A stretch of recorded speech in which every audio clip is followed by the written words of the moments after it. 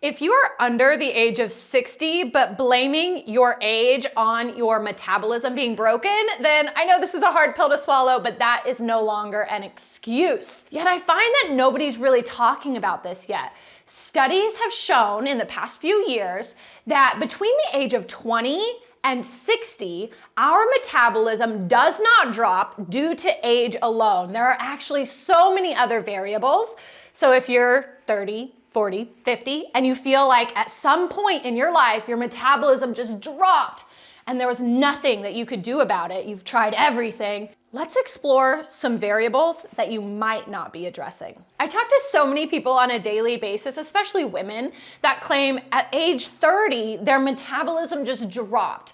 And this isn't helped at all by so many fitness influencers out there telling you that your metabolism is broken. I want to actually teach you about how our body burns energy so that you no longer give power to a certain milestone or age for your metabolism.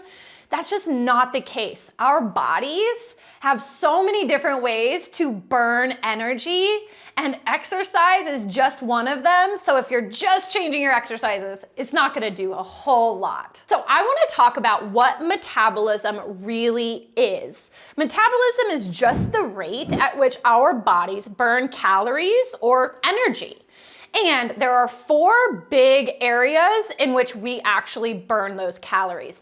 The first is our resting metabolic rate. Now, if you've ever been given a calorie prescription or suggestion of somewhere between 1,200 to 1,500 calories, this is likely the number that they're assessing alone, resting metabolic rate. That's what your body needs if you're just literally laying around all day breathing. That's what your body's going to need to maintain the internal functions while you're at rest. But you're not always at rest, are you? So let's talk about the other ways that we can actually boost our metabolism, grow our metabolism, and burn more calories without feeling like we need to spend 12 more hours at the gym every week. Enter your total daily energy expenditure. Your TDEE is capturing not just your resting metabolic rate, which is the largest portion of your metabolism, but the TDEE is also capturing what you do for your daily activity called NEAT, non-exercise activity thermogenesis. That's the next largest block. P.S. It's not exercise, is it? The next block is TEF, thermic effect of food. Did you know that every time you eat, your body goes through a little internal workout? It actually burns calories in order to digest food. Many people believe that this area is actually higher than EAT, exercise activity thermogenesis. Exercise activity thermogenesis is what you do in the gym or maybe when you're going for a run. But all of us put all of our eggs in that basket, and the more we try to work out, the less we might have energy to go for a walk and do our NEAT or make a healthy meal for our TEF. We might actually skip meals. If we are overdoing it in the gym, we're actually giving energy to the smallest portion that doesn't have that much of an impact, or as much as we might think. So I kind of want to go back to these percentages. Again, your RMR is going to be about 70% of your total daily energy expenditure. That's just you resting. On top of that, you have your NEAT. That's about 15%. Next up, that TEF, thermic effect of food, is about 10 to 15%. And then your EAT, exercise activity thermogenesis, is only about 5%. So a lot of times, again, we're trying to give all of our energy to that exercise portion. But what we actually should do is give our energy to the non-exercise activity area. Now, this could include things, like I said, going for a stroll, gardening, golfing, bowling, playing pool, doing chores, cleaning your house, cleaning the pool, all of these things that get you literally up off of your hiney. They are going to be those things that keep you active. And as a personal trainer, as a weight loss specialist, I would actually prefer to help somebody who would get 10,000 plus steps a day and not go to the gym versus somebody who went to the gym for an hour a day but only got about 1,000 to 2,000 steps.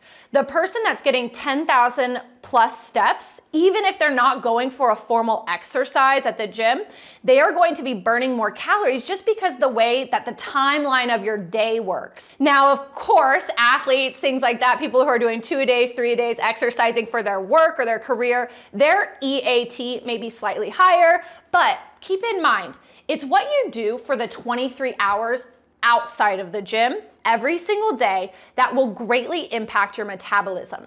Now, for this area, I could definitely have said, oh, when I turned 30, all of a sudden, I couldn't keep the weight off. In my 20s, I averaged about 133 pounds as my body weight. Now at 32, I'm about 146 pounds. But here's the thing, I've put on muscle strategically. Muscle weighs more than fat. Outside of that though, I was working in my 20s as a bartender, waitress, corporate trainer, doing classrooms on my feet. So at work every day, I was getting at least 8,000 steps. On top of that, I was also going for daily walks almost every day. I would say maybe 4 times a week at that time. So outside of my 8,000 to 10,000 steps a day at work, I was also getting 8,000 to 10,000 steps on a walk. Then I was going to the gym. And then I was also going out at night. I was going out dancing, you know, our 20 single life. I was going out and partying. So I was on my feet so much. Now my NEAT, I have to work very hard to get 12,000 because I'm working at my laptop. I'm working with clients. I'm always really devoted to something where I'm having to sit and get creative on how to get those steps in. So I encourage you to get as creative as possible with your NEAT. If you're a mama, if you're a daddy, you're chasing around little ones, try to get creative with how to get more steps in with them. You might feel like you're always walking around your house, but if you start to track your steps, you might find that you're actually only about 3,000 to 5,000 steps. So really aim for 8 to 10 minimum. So that was that 15% of our energy expenditure, that NEAT. Then that thermic effect of food. We talked about this a little bit in our protein video, but I do want to touch on how different macronutrients have higher thermic effect. So protein has the highest energy expenditure for digestion. So the more protein you put on your plate, the more calories you're going to burn during digestion. If we're always eating simple carbs, things from packaging, things that are very sugary, that lack nutritional value, we are not going to be manipulating and engaging a higher thermic effect of food. So I always work with clients to help them naturally and intuitively build a highly thermic meal on their plate, meaning that they have the biggest portion of protein that they could possibly get in, and then a medium-sized portion of a complex carb. We are doing that carb source video as well, and then the smallest portion of fat. Fats have the lowest thermic effect of food, complex carbs are the medium, and then protein is the highest. So the more protein you can get in, the more often and the more calories that you're gonna be burning. More often? That didn't really make any sense, but you know what I mean. So you're gonna be burning more calories, and if you're eating often, you're gonna be burning them more often. There we go. So make sure that you're building those highly thermic meals. Make sure you check out those descriptions below for the nutrition guides on how to do that.